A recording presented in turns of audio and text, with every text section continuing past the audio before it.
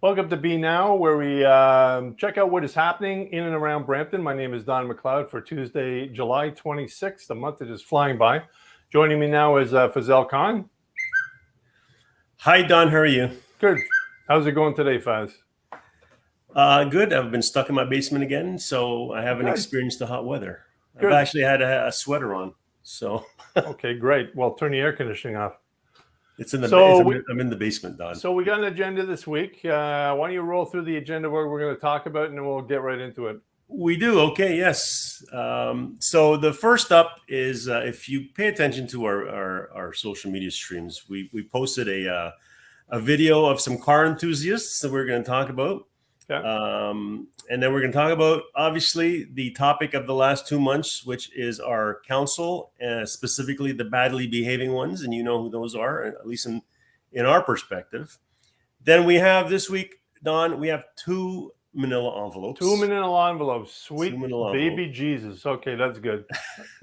And then we're going to be doing an update about candidates. And I haven't been paying attention for the last few days, but I know you have. So, and if anybody has some updates, maybe new candidates, please chime in at that point. Yeah, okay, good. So let's get right to it. Hang on, Don. Whoa. I had some animation here. Oh, you did? Okay. And I forgot to do the animation. So I'm going to do it now for you. There we go. Thank you. So first is the car enthusiasts, right? Yes. Good question, Don. Where did I put that video? Okay, keep talking, Don, while I find it. All right, so car enthusiast. So this was filmed basically by someone, there was a young kid. There was a whole bunch of different cars. And we, as he said, we posted on social media, and here it is right now. It's not far from where the Peel Police hang on, Don. We got to play it because the sound you're hearing is from the video. So let's from the muffler. So yeah, okay, so play the video. Go ahead.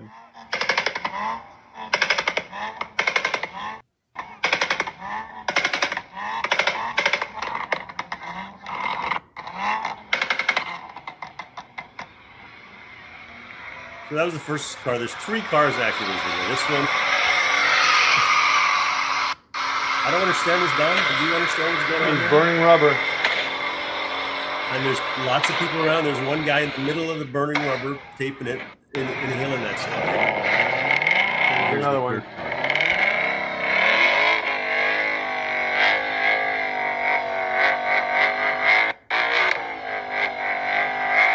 More smoke. More people. All right. So explain that to me, Don, because when I was a teenager, I couldn't afford a car, so I couldn't do that kind of stuff. Yeah, summertime in Brampton, apparently, right? You've got people with the Mustang. Well, that was actually Mississauga. Yeah, there was Mississauga. It wasn't far from the basically Meadowvale and Meadowpine area, which is where the police headquarters, Peel Police headquarters is.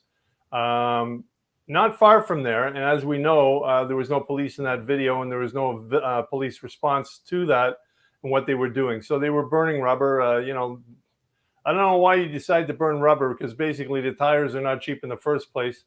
That first part where the car's got the muffler, and to me it sounds like gunshots. Why would you have a muffler that sounds like gunshots? To me, that's a ridiculous scenario, especially with the gun gang violence and stuff like that we have going on. And I don't know if you remember a couple of years ago, the 410, there were shootings on the 410 and so on and so forth. Plus, we've had a lot of gun crime lately being posted by the Peel Regional Police about stops, and they've got, a 9mm here and this and that and everything else. So, as I said, summertime in Brampton or Mississauga, right? It seems to be the case where you've got cars racing up and down, and there's no enforcement or very little enforcement. But that plays well into a video we showed a couple of weeks ago with Councillor Santos and Councillor Vicente, who basically said the police have 2 things underway. I forget your Project Erase and Project Noisemaker, which was to basically address these kind of cars. And most of the comments after a certain amount of time, and I think they're way over 200,000 views now, were coming from the US, from these car enthusiast people who view it as their right to do this kind of stuff. But then when you get into it, it's like they're all saying, if we had a local track that we can go meet to, we would do it there. And it's interesting because one of the candidates this week actually talked about that. Amik, I forget Amik's last name. you know? I know who you're talking about. Yes. Yeah. He's running in Ward 3-4. 3-4. Yes. Either Martin Medeiros or Jeff Bowman. Yeah.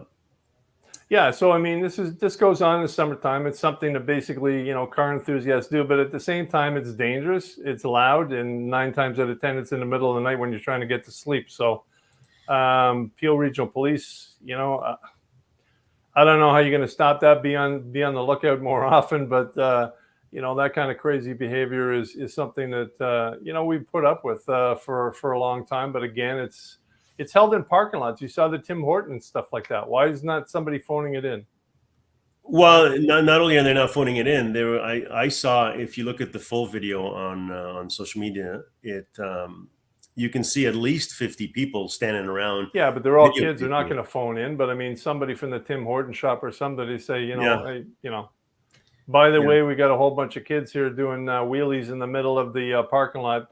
Could be dangerous, and somebody got killed. Would you send a squad car? There were though 2 visible license plate by the person who took that video. So the police could easily, like the one with the muffler that sounds like gunshots.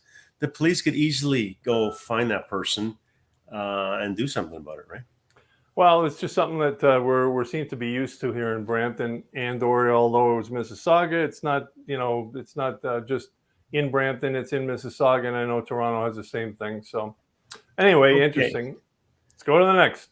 All right, our next topic is badly behaving councillors. So it seems to be an ongoing thing. These the 6 whittled down to 5. They called a special meeting, and then they don't show up for it. So they didn't issue a press release. It's funny how the other 4 councillors and the mayor, if they don't show up, the other 5 councillors basically they issue a press release saying, all hell is broken out and democracy is failing. Yet if they miss their own meeting, there's nothing. And here's the funny part. You tell it. Well, what's the funny part? Okay, the funny part is when the meeting got canceled, basically because the 5 didn't show up for their own meeting, what happened? You had how many councillors that were around town that day and that night? Let's see what Martin Medeiros was doing that same night. Thank you. Are there any questions from members of the committee? Okay, I see none. So I do have a motion. So on, was that Monday? That was yesterday? Monday. So that was Monday. So Monday morning at 9:00, Martin and his block of councillors, let's call them a block because they do things together. They are a block.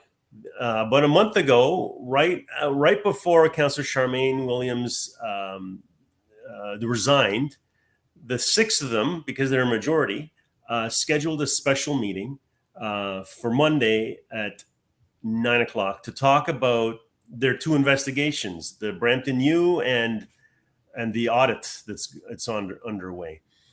And they didn't bother to show up to that meeting. And their excuse last week for not showing up to all the meetings they had last week, everybody knew we were on vacation, so they didn't have a good excuse. And you know why? Here's what's happened, is if they don't show up as a block now, then the other side has the majority, and the other side will implement things like docking their pay for not showing up, well, that's not true. There's 5 on one side and 5 on the other because Charmaine Williams is left. There's 11 on council. Right. But what I'm saying is there's probably a couple of them legitimately out on vacation, so they can't make it. Right. So they either all have to make it so that it's a balanced council, because if only 4 of them show up, then it's a 5-4 vote, and the 5 can do whatever they want at that point. Right. So that's where we're at with this council. Yeah, exactly. And Martin Medeiros, he's got no problem attending planning and development committee meeting the Monday evening, right? Yeah, Monday meeting on that. Basically, there's 2 months of backlog of city decisions that have to be ratified by the council. That's sitting there, but he decides he won't show up at that, but he'll show up at the development meeting. Why do you think that is done? Well, I don't know. There's a lot of developers, and I guess it's donor time. You get the donor list, and you want projects to move along so that your donors are happy. I don't know. But that's exactly it, right? Because let me explain it for residents who don't pay attention to how City Hall works. Is you have these committee meetings, And any decisions made at committee meetings have to go to committee of council, which is all the councillors.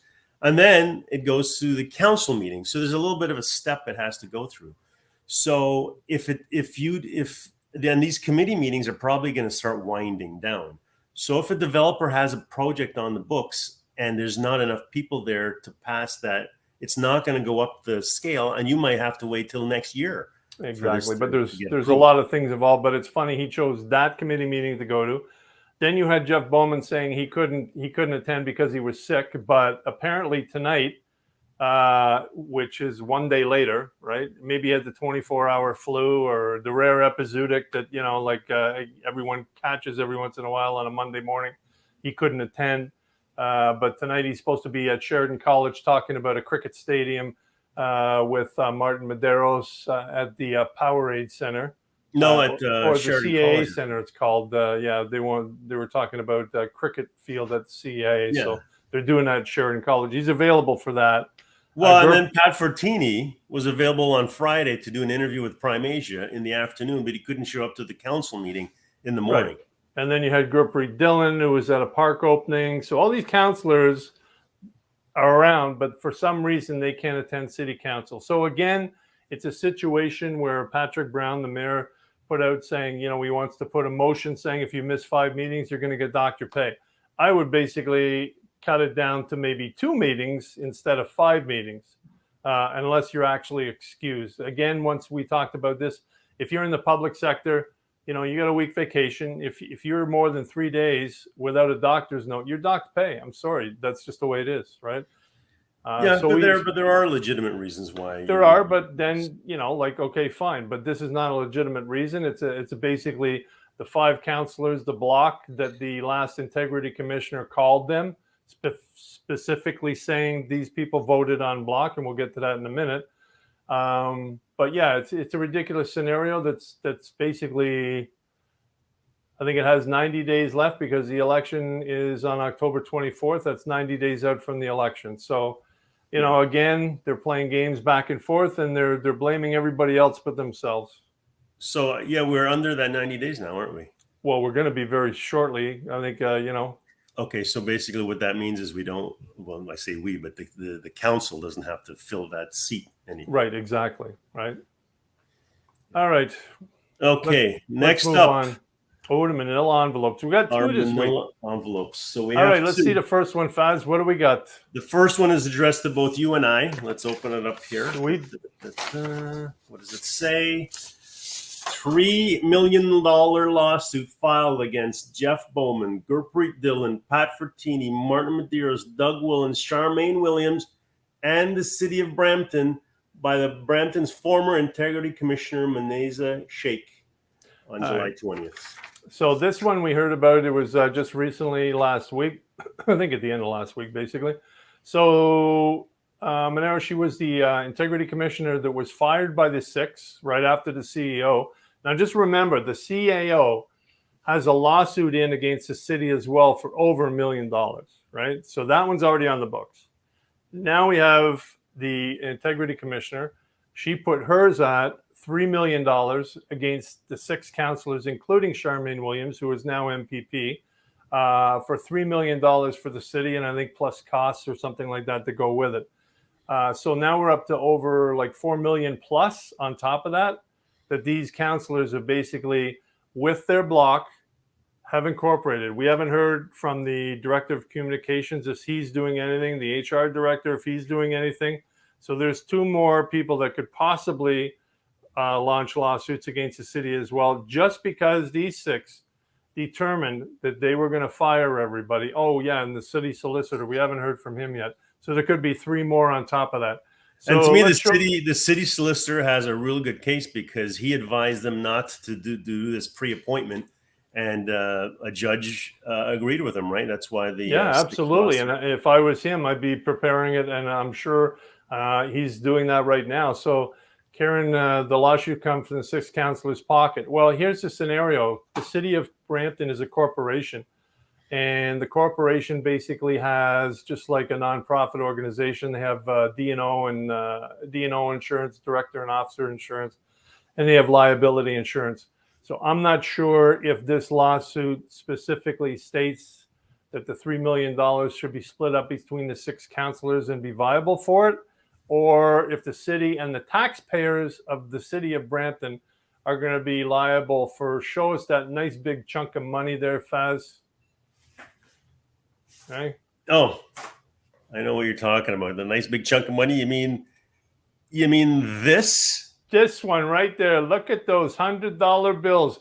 That basically is what we are talking about with these lawsuits. We're talking about this is your hard-earned taxpayer money going into the city of Brampton, and these 6 councillors, because they felt that, as Martin Madero says, we can do anything we want here. We reign supreme. They decided to fire the CAO, the HR director, the IC integrity commissioner, basically the director of communications, plus the lawyer, the solicitor. All this money that we pay into taxes is going to be coming out to pay for these lawsuits if they're successful. Yeah. So just think about that. $3 million because they fired the integrity commissioner because they didn't like the decisions the integrity commissioner was making. One of them was, to me, the issue is the people who voted to fire the integrity commissioner had integrity complaints against them. Right. Right. So how could they vote to fire her? Well, that's basically part of her I think her basis of the lawsuit is they they went against the municipal act, and it wasn't a 2/3 majority, which we're supposed to be. It was just a majority vote. Well, we'll wait and see, Don. But yeah, but we're gonna get more. We're gonna find out. We know the lawsuit was filed by her. We've asked for more information from actually Maniza Sheikh directly, because if you try to look it up online, you actually have to go to Toronto and get the physical right copy. Exactly. You have to go to the Toronto Superior Court or the Ontario Superior Court. So the second envelope that you have, this is just to me, Don. Right. So here's the thing, that before you open that, Faz, because I know what's in the envelope. Okay, we know. Did you send the envelope, Don? No, I didn't. But just as a preamble to it, I mean, we get a lot of emails from people that work for the city that send us information that say, this person is doing this, and could you investigate this, or this person is doing that. My boss is a real estate agent. He's using the city facilities and photocopy to do the documents, and he cuts out early if he's got a showing, and so on. That was the very first complaint we got. I remember. Yeah, and you know what? We don't investigate those, and that's beneath us. And it's, you know what, guys? Okay, fine. We know that happens in the public sector as well as the private sector. So, that's up to the city department heads to clean that up. But this week we got this one in the mail, Faz, and you can go into it. Yeah, so let me show it to you, and I'll talk about this one because I'm a little nervous about this one because I don't even want to laugh about this because this is serious stuff, right? So it is serious stuff. So yes. So we got an email from somebody who claims to be working within the city of Brampton that the city of Brampton paid $60,000 to settle a lawsuit against one of the 6 councillors without full council approval. Right. And so that's all I can say about it. There's a lot more. We know who that councillor is, the alleged councillor. Right. So we know a lot more details from So here's the thing. This is an alleged, it's an email. It's an alleged complaint that basically someone sent to us. We don't know all the details. So, we weren't sure, and we're not investigating everything. So what we decided to do is we decided to send an email. Sent an email to the CEO and the director or communications, media communications of the city of Brampton to ask them, okay, this is what we got. This is what the person said. Is there anything to this allegation? And this is our response. So we got back today. The city does not comment on such matters, and no representative of the city can therefore be provided for the show that we asked them to come on tonight.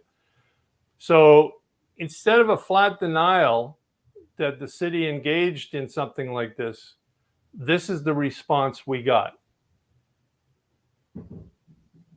And that is not a no, Don.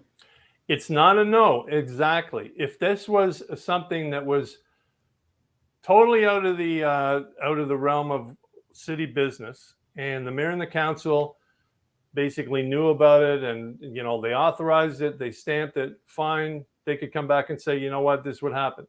This is not a denial. This is not something that says, no, this couldn't happen. This is saying, we don't comment on this, and that's it, case closed. So I'm like, where there's smoke, there's fire. So we're going to continue to actually investigate this. We're going to see how far it goes, because as I said, it's just an email. It's just an allegation at this point in time. We reached out. We didn't want to send any false information out there. And that's why we reached out to the city of Brampton and asked them their opinion. And that's what they came back to us on. So on top of the $1 million plus from the CAO, the $3 million from the IC, this is another thing where taxpayers' money, possibly, allegedly, is being used for. And we're going to be checking into that. And we're not going to name names at this point in time, because basically it's an allegation, but we're going to keep following this. And I have provided the city with enough information for them to know what we're talking about, right? What we shared here was not, no, you can't really do much with that, but there's a lot more detail. It makes the hair on my arms raise just reading it. So we expect something to happen soon, because the big issue is council, from what this alleged staff member says, did not know about this payment. Well, the mayor and the council, but one councillor did. One councillor did, right? Allegedly. And then how many other councillors? And then how many other councillors knew about it? Right. That's the big thing, right? So we have a lot of money coming out of City Hall, ergo the big cash wads of stacks of money there, right? Yeah, I can show it back again for any. Yeah, show me the money. That's a lot of money. And that pile just keeps growing. Next week, that I took that picture, Don, at your house, that you had a duffel bag in there. Yeah, well, the duffel bag apparently gets bigger next week, because apparently the stacks just keep getting higher and higher, right? Yeah. So we got a comment from Azad here. Like, we're gonna just let's move on to the next topic, which is let's do some candidate updates, right? So first before we show Azad's comment, I don't know, when people run, especially if you're brand new to it, you need to tell media you're running. When I ran way back in 2014 for a short, brief time, because I dropped out, I went to the Brampton Guardian and I said, hey, here I am. I'd love to do an interview. What do you need to know? They actually interviewed me, but they did nothing with the interview. You were probably boring. Yeah, hang on a second. I got something going on here. Yeah, I was pro LRT. So at least I tried, right? We have never, ever, Don, received anything from any candidate saying, hey, I'm running. Here's my press release. Here's my website. Here's my photograph. Can you guys promote it, right? Never. Which, as a candidate, not an incumbent, you have an uphill battle. You got to get every kind of media you possibly can get. Well, number one, that's true. And then the other thing is you better have some sort of idea while you're running. Just before we segue into that, Andrea Horvath made an announcement today in Hamilton. Basically, she's represented for the NDP, was it for 18 years or so? And the media was asking them, what's your platform? And she's like, oh, we'll get to that later. Today is just me announcing that, I'm running. It's like, okay, you've been running in the NDP for 18 years. And you come up and you say you're running for mayor and you have no platform ready. You don't have, why are you running? Well, just because they're going to kick you out of the NDP and basically you need a new job? Is that the reason? Yeah. Because that's the way it looked. It's like, okay, I need another paycheck for another 15 or 20 years. I might as well run for Hamilton. Right? So I didn't actually see that, but she should have been ready with a short answer at least. Well, she should have been ready because, okay, why? Because, okay, the city's falling down and I need to come here and it's my hometown. Something like that, at least. It's like, you know what? I don't think that the current mayor is like blah, blah, blah, something, instead of saying, we'll get the policy decisions later. I'm like, really? Yeah. Anyway, we got a comment here from Mr. Azad. Well, hang on. That was not the first one. Let's go to the first one.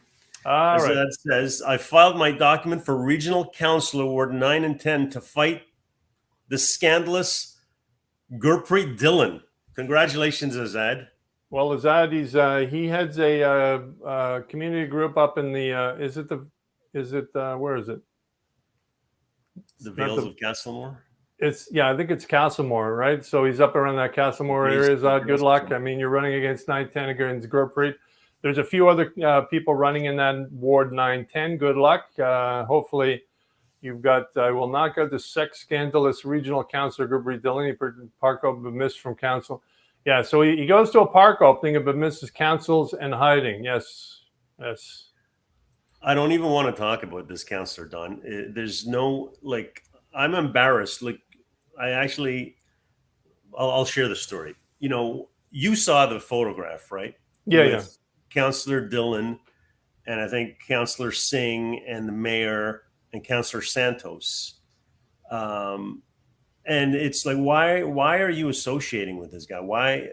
So I actually asked Councillor Santos, why is Dillon standing in this photograph beside you? And I think her response was, well, he just showed up at the last minute. And but you know, the allegations, I don't think they're allegations anymore against Gurpreet Dillon. He should not be anywhere near public. He should not be representing the city. The one female councillor, Rowena Santos, on council should not have to be the one that stands beside him, right? The other councillors, or the mayor or Councillor Singh, should have kind of stepped in and switched sides at least. It's just horrible situation for everybody involved. And this guy is running again for another 4 years. Give me a break. Azad, good luck to you. I hope you beat him, or one of the other people that's running in 910 beats him as well. Yeah, So and don't forget, if you're going to run, August 19th is a cutoff date. So you don't have that much time if you're going to run. If you're going to run for any of the trustees, school boards, or municipal, any of the ward, city, or regional councilor, you only have till August 19th. And is that they call it running because you got to have some running shoes. And I know you had some recent health issues. I hope you're able to get door to door, because you've got to get to thousands of doors between now and October 24th. Right. There's no way to win an election unless you knock on more doors than the other person and they remember your name. Absolutely, 100%. So we'll be following that. If any other, basically anyone who's running, if they want to contact us and let us know, where they're running, next time we'll highlight them and talk about them. Azad, if you had a website and a Twitter account, that was something that you should be putting on there, saying people can contact me at this. You haven't done that yet. I haven't seen it on your thing, but if you do, that would be one thing that you do on a regular basis. You can contact me at boom, boom, boom, and boom, boom, boom. Yeah. All right, Don. So we're at 28 minutes. We have beat our 30-minute limit. So we got a whole bunch of things that we're going to be following up. Obviously, we're still not dead with the lawsuits against the city and the six. That's still going to be ongoing. We're going to be talking about in the future there, the email that we got. We're also going to be going after the barn again, because that's another $1 million that's escalating very quickly. Show us that pile of cash again there, Faz. Yeah, that's only half of what the barn is going to be. That's going to be another $1 million on top of that sucker. Right. So we're going to be talking about that. That is not a dead issue as well. Hopefully the new council, when they get in, will cancel that $1 million boondoggle, barn doggle, whatever you want to call it. So for this week, we're wrapped up. Next week, I'm sure there'll be all sorts of weird and wonderful things going on in and around Brampton, and we'll have plenty to talk about. So thanks for joining us. See you, Don. Thanks.